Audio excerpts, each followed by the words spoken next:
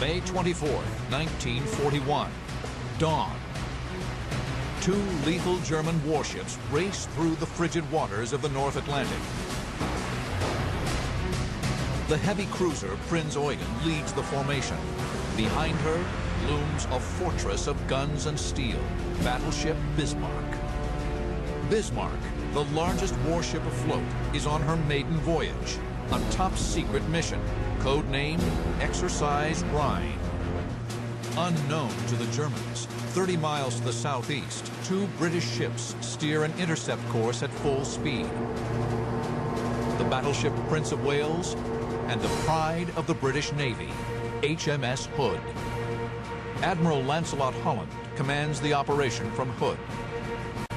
Ted Briggs is an 18-year-old signalman. Hood's reputation was fantastic. She was the be-all and end-all as far as we were concerned. Without a doubt, she was the most famous warship of any kind, of any country. Hood is the embodiment of British sea power. At 5:37 a.m., 14 miles from the Germans, Hood shoots first. The shells land off Prinz Eugen's starboard bow.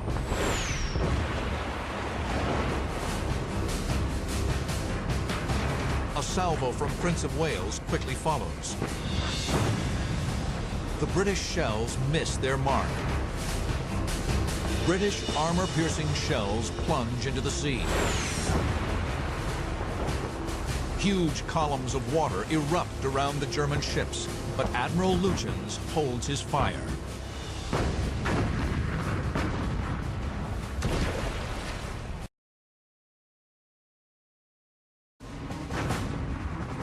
The British blast away. Shells scream over the German ships at almost 2,000 miles per hour. But Lutyens still refuses to return fire. Finally, a frustrated Captain Lindemann steps in and says, "I will not have my ship shot out from under my ass." Bismarck opens fire.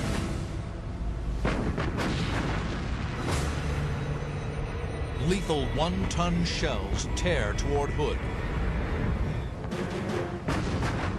Now, on May 24, 1941, Hood and Bismarck open fire.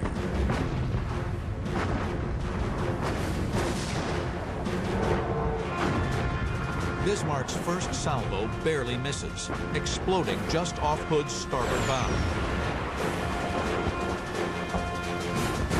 Bismarck fires again.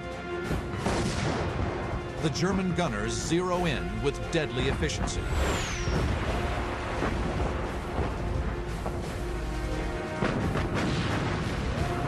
The pride of the Royal Navy is squarely in their sights.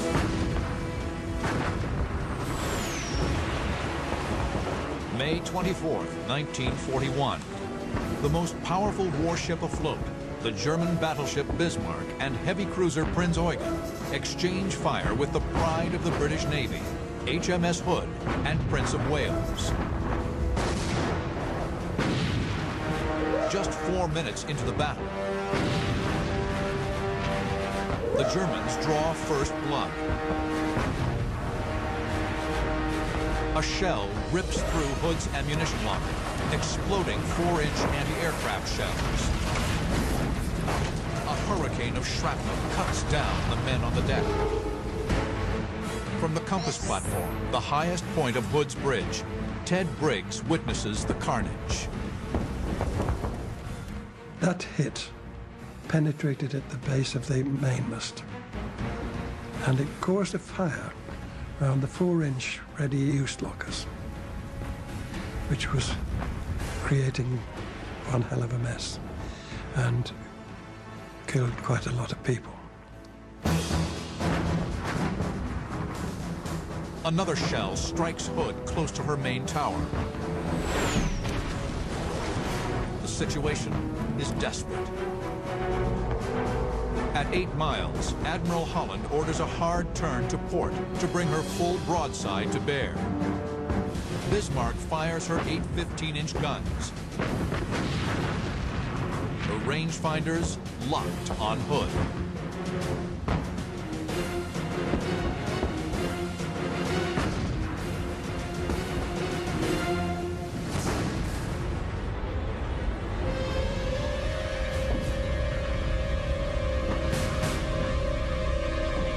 After 20 seconds in flight, a single 1,700-pound armor-piercing shell plunges through Hood.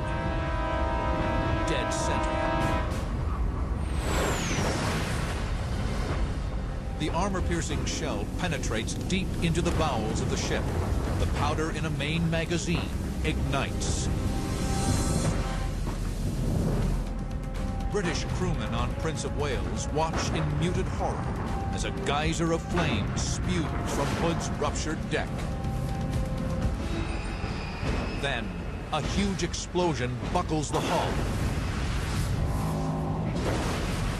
twisting and shearing the mighty ship in half.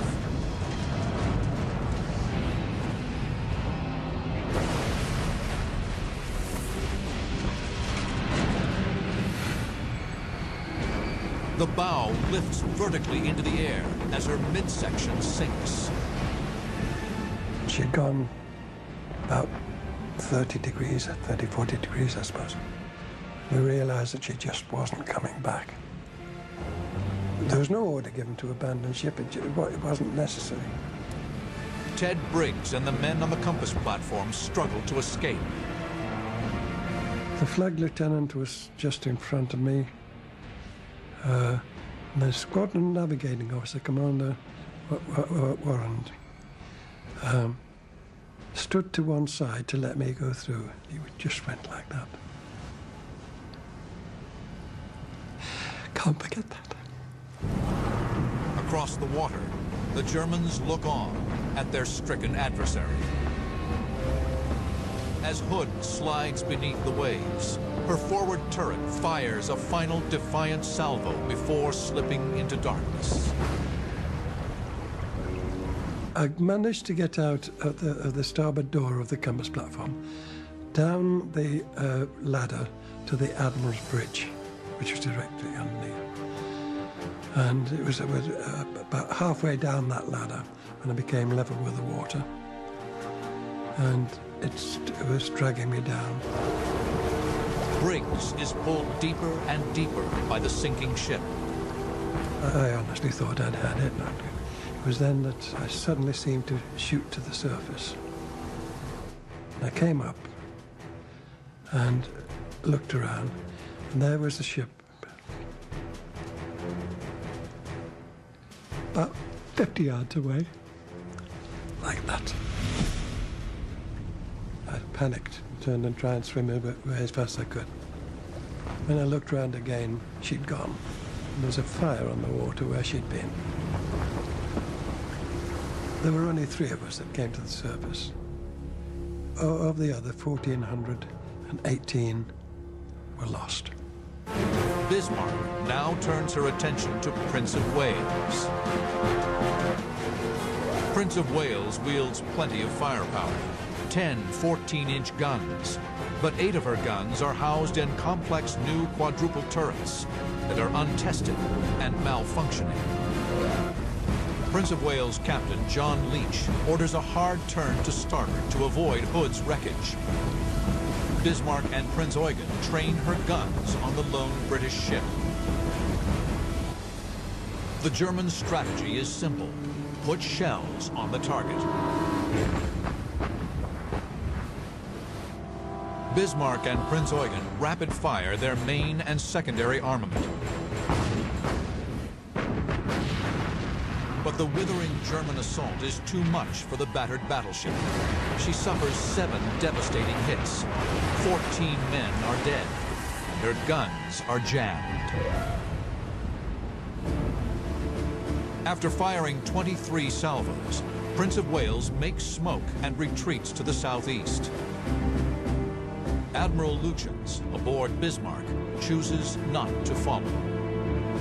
She's suffered 3 damaging hits from Prince of Wales. 2,000 tons of seawater flood her forward compartments, and her fuel tanks are ruptured. she's hemorrhaging precious oil.